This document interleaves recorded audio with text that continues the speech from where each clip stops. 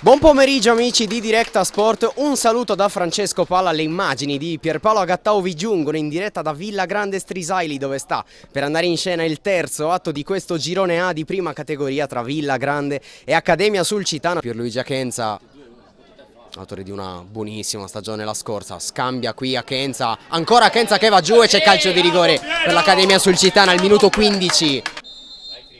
Fischia Kabiddu, parte Cacciuto che spiazza Pischedda e porta avanti l'Accademia Sulcitana.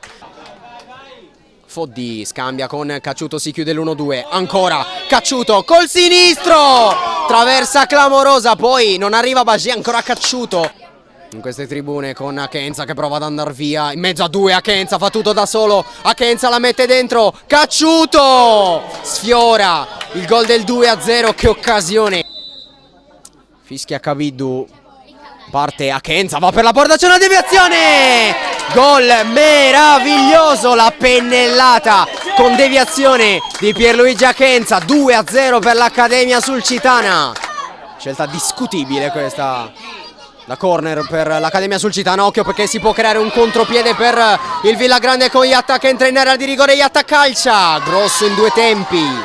Cacciuto di Squicciarini e di Mattana, parte Mereu e un cross in zona Bagé, palla sull'esterno della rete, altra occasione per il Villagrande, laterale già battuta qui, occhio perché rischia tantissimo Murredda sulla pressione di Cacciuto, occhio perché è passato Cristian Cacciuto dentro, cosa si è divorato Foddi. Decimo San Vito e Accademia Sulcitana, prime a pari punti, quota 7, occhio perché attacca ancora l'Accademia. Entra in area di rigore la giocata da parte di Contu che la mette dentro, alla fine l'ultimo tocco da parte, anzi pardon, probabilmente un autogol. Prova qui a puntare il numero 14 dell'Accademia Sulcitana, ma non c'è più tempo, fischia 3 volte l'arbitro Kabiddu e dice che può bastar così. L'Accademia Sulcitana conquista altri 3 punti fondamentali